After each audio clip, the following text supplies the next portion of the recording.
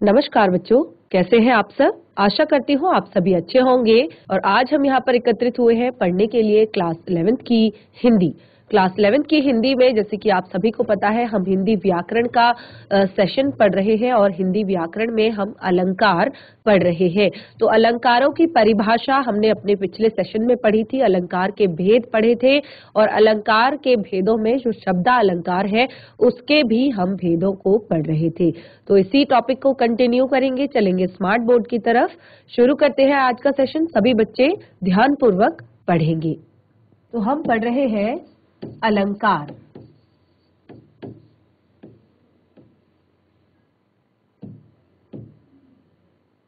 और अलंकार की परिभाषा हम पढ़ चुके हैं। भेद हम जान चुके हैं, दो भेद होते हैं। कौन कौन से दो भेद होते हैं? शब्द अलंकार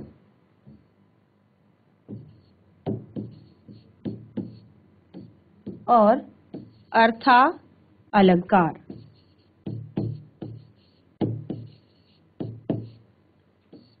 तो ये दो भेद हमने अलंकार के बताए थे, शब्द अलंकार और अर्था अलंकार।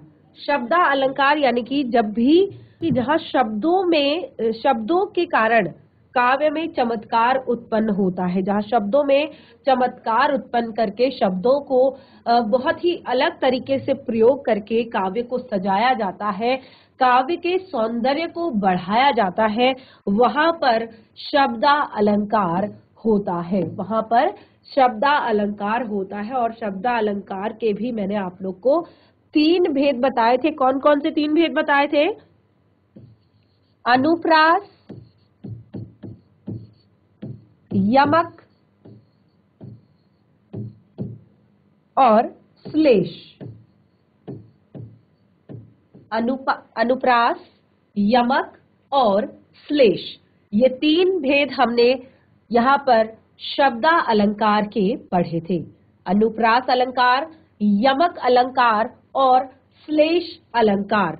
तो क्योंकि हमने कहा जहां पर शब्दों में चमत्कार उत्पन्न करके, यानी कि शब्दों के माध्यम से चमत्कार उत्पन्न करके काव्य को सजाया जाता है, काव्य को सुंदर बनाया जाता है, काव्य के सौंदर्य को बढ़ाया जाता है, वहां पर शब्द अलंकार होता है।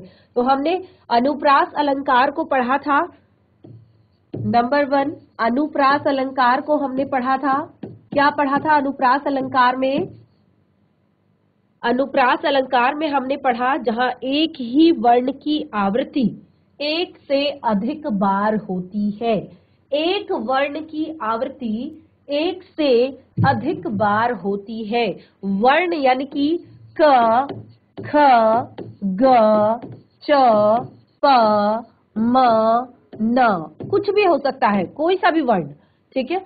तो एक ही वर्ण की आवृत्ति जब एक से अधिक बार होती है तो क्या होता है? इसमें अनुप्रास अलंकार होता है। क्या होता है? अनुप्रास अलंकार। इसका एग्जाम्पल हमने जाना था।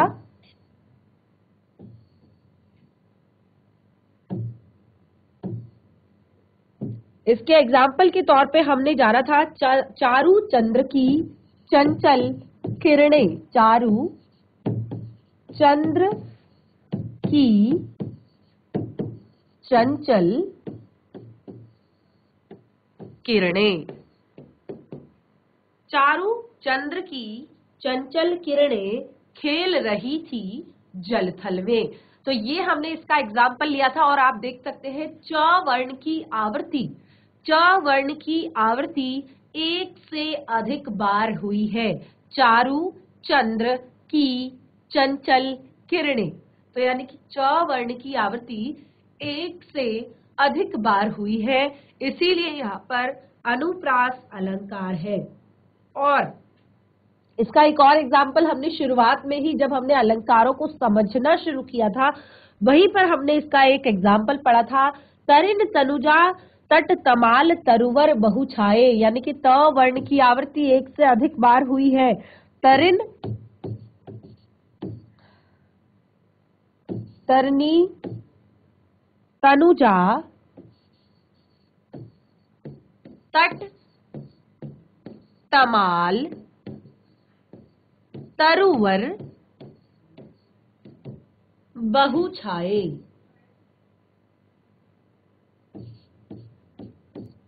बहुछाये। देखिए, चारु चंद्र की चंचल किरणें तरिन तरुजा तट तमाल तरुवर, तो यहाँ पर च वर्ण की आवृत्ति और यहाँ पर त वर्ण की आवृत्ति एक से अधिक बार हुई है। बिल्कुल भी आप लोग कंफ्यूज नहीं होंगे, क्योंकि अलंकार जो होते हैं, अभी आप क्लास 11th में, आप 12th में जाएंगे, उसके बाद आप कोई भी कॉम्पिटेटिव एग्जाम्स देंगे, कोई भी आप प्रतियोगी परीक्षाएं देते हैं, आपको वहां पर जरूर हिंदी का अगर वहां पर पाठ है तो उसमें आपको अनुप्रास जरूर देखने को मिलते हैं। जरूर आपको कहीं ना कहीं आपको इस तरह के जो एग्जाम्पल है इसमें से आपको अलंकार बताने को आते हैं। तो ध्यान पूर्वक समझिएगा, जहां पर च वर्ण की, जहां पर एक ही वर्ण की आवृत्ति एक से अधिक बार होती है, वहां पर अनुप्रास अलंकार होता है। ठीक है, इसको हमने पढ़ लिया था अपने पिछले सेशन में। इसका दूसरा जो भाग है यमक अलंकार, 3 टाइप के हमने बताए शब्द अलंकार, कौन कौन से, अनुप्रास, यमक और श्लेष। और तीनों के थोड़ा बहुत, क्योंकि तीनों में शब्दों के कारण ही चमत्कार उत्पन्न किया गया है, शब्दों को की कारण ही काव्य को सजाया गया है, तो थोड़ा सा अलग अलग तरह से यहाँ पर बताया गया है। अब हम पढ़ रहे हैं यमक अलंकार। तो जैसे कि मैंने कहा यमक अलंकार, अब यहाँ पे क्या होता है कि जिस तरह से अनुप्रास में एक वर्ण की आवृत्ति एक से अधिक बार हो रही थी, यहाँ पर एक शब्द की आवृत्ति एक से अधिक बार होती है।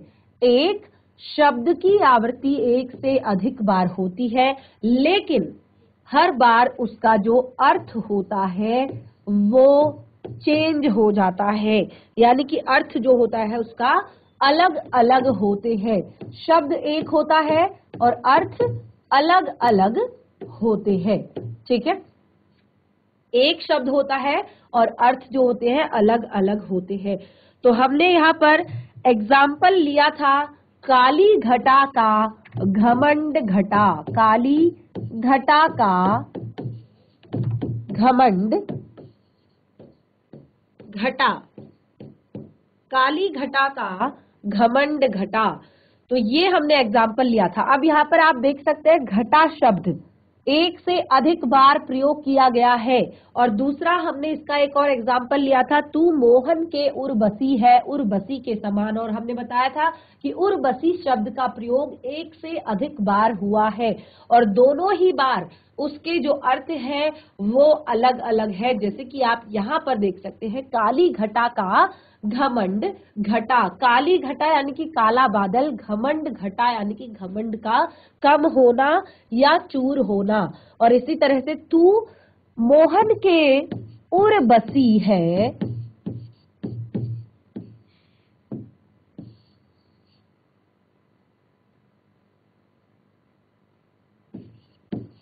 उर्वशी है, उर्वशी,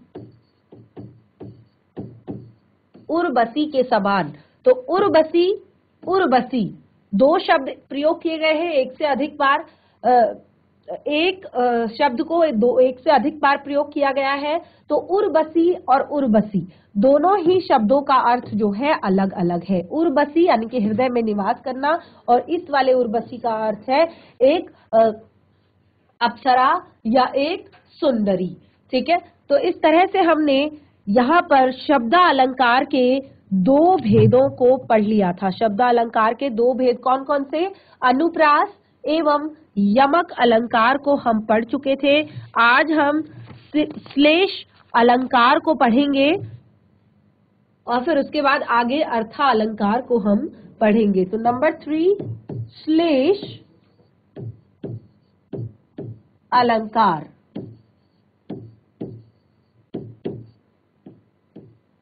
श्लेष अलंकार, देखिए श्लेष का क्या अर्थ होता है। श्लेष का अर्थ होता है चिपकना या जुड़ा होना। श्लेष का क्या अर्थ होता है, चिपकना या जुड़ा होना। तो अब क्योंकि ये शब्द अलंकार है और यहाँ पर शब्दों के कारण ही काव्य को शब्दों में ही चमत्कार उत्पन्न किया गया है, काव्य को सजाने के लिए, काव्य को सुंदर बनाने के लिए। तो जहां पर एक शब्द का प्रयोग एक ही बार हो, ठीक है, शब्द का प्रयोग एक ही बार हो, ही बार प्रयोग एक बार, ठीक है,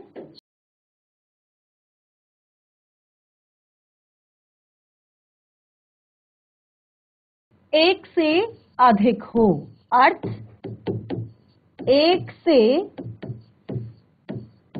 अधिक। शब्द एक है, केवल एक बार प्रयोग किया गया है, लेकिन अर्थ जो है एक से अधिक निकल रहे हैं। तो श्लेष अलंकार की ये विशेषता है, ठीक है। आपको अलंकारों की विशेषताओं को याद रखना है। जैसे आप अनुप्रास अलंकार में कहेंगे कि यहाँ पर एक वर्ण की आवृत्ति एक से अधिक बार हो रही है, आप यमक अलंकार में कहेंगे एक शब्द की आवृत्ति एक से अधिक बार हो रही है, लेकिन अर्थ क्या है, दोनों के अलग अलग है। और श्लेष, क्योंकि अब देखिए बिल्कुल छोटा सा अंतर है दोनों में, उसमें क्या होता है, शब्द 2 बार प्रयोग होता है या 3 बार प्रयोग होता है, हर बार अर्थ अलग होते हैं। यहाँ पर शब्द एक ही बार प्रयोग होता है लेकिन अर्थ एक से अधिक होते हैं। तो कंफ्यूज बिल्कुल नहीं होना। देखिए एक बार शब्द का प्रयोग हो रहा है लेकिन अर्थ उससे जो है एक से अधिक अर्थों से वो जुड़ा हुआ है, एक से अधिक अर्थ उससे जुड़े हुए हैं। तो ये चीज आपने याद रखनी है। तो अब कैसे हम श्लेष अलंकार की परिभाषा हम यहां पर बनाएंगे, देखिए जहां इसको आप लिख लीजिए,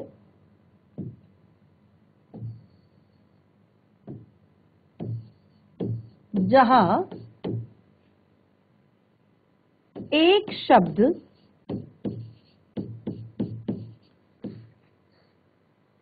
का प्रयोग, जहां एक शब्द का प्रयोग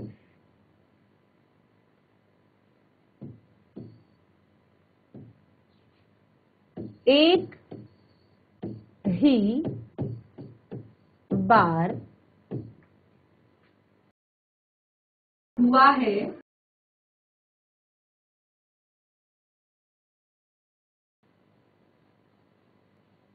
जहां एक शब्द का प्रयोग एक ही बार हुआ है परंतु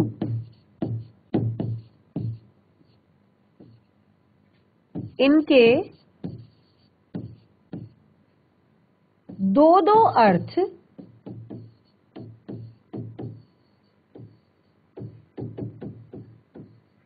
निकलते हैं।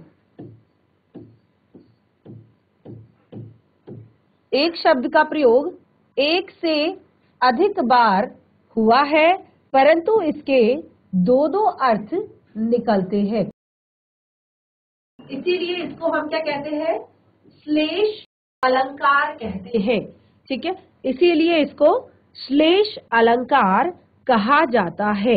एक से अधिक अर्थ इसके निकलते हैं और इसीलिए इसको श्लेष अलंकार कहा जाता है। ये हमने लिखी परिभाषा। अब हम इसको एग्जाम्पल्स से समझते हैं, उदाहरणों से समझते हैं। जैसे जो रहीम गति दीप की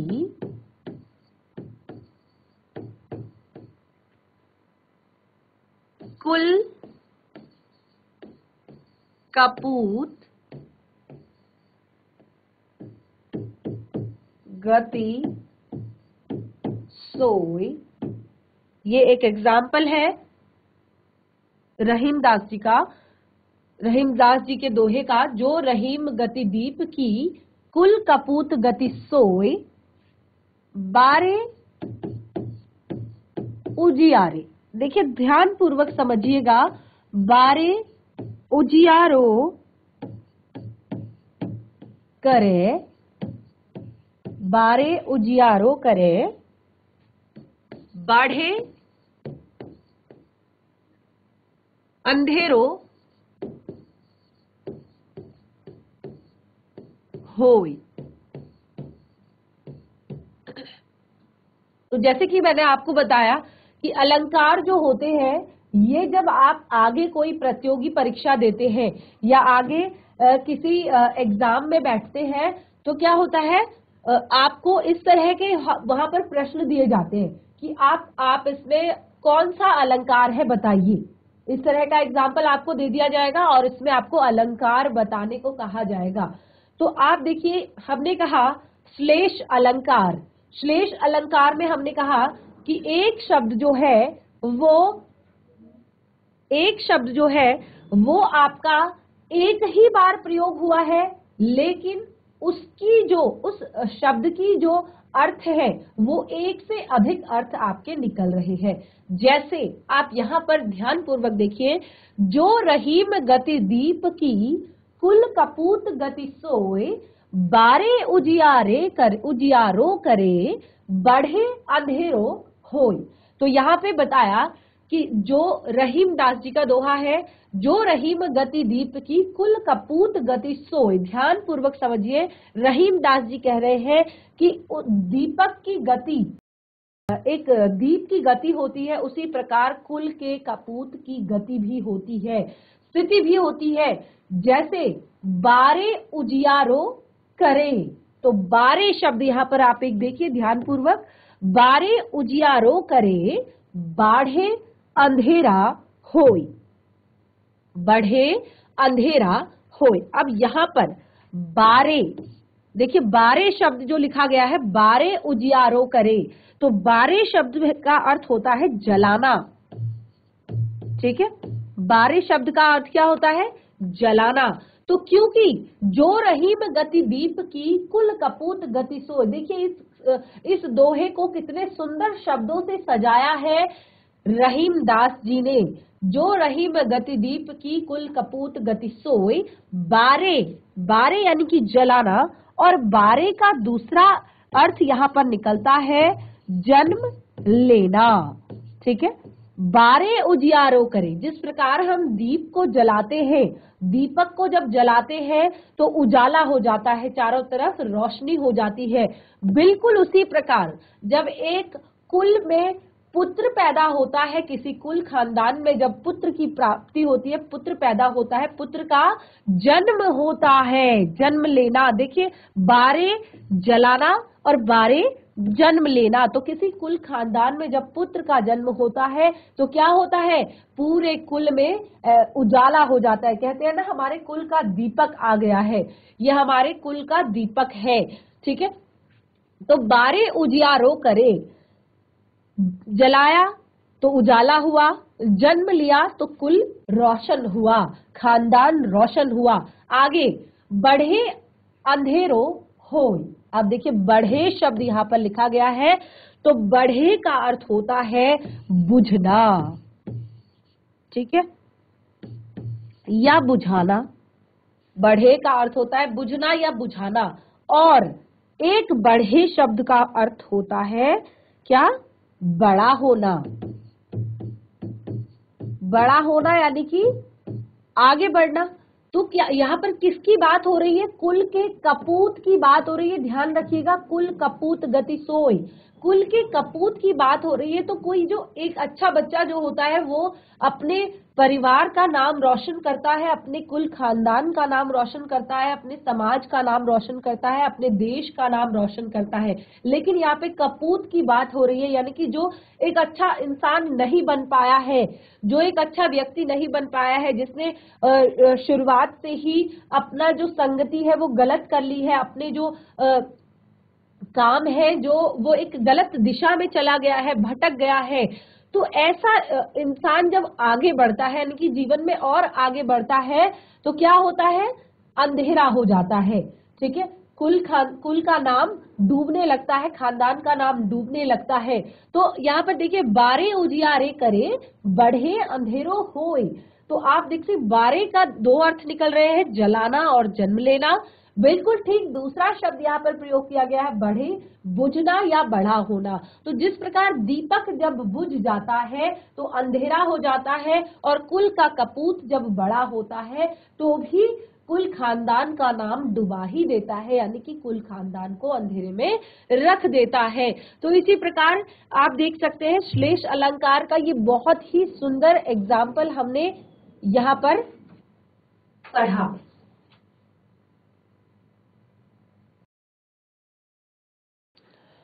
तो बच्चों हमने शब्दालंकार जो है उसको कंप्लीट कर लिया है, यानी कि अनुप्रास अलंकार और यमक अलंकार का हमने रिवीजन किया और श्लेष अलंकार को हमने पढ़ा।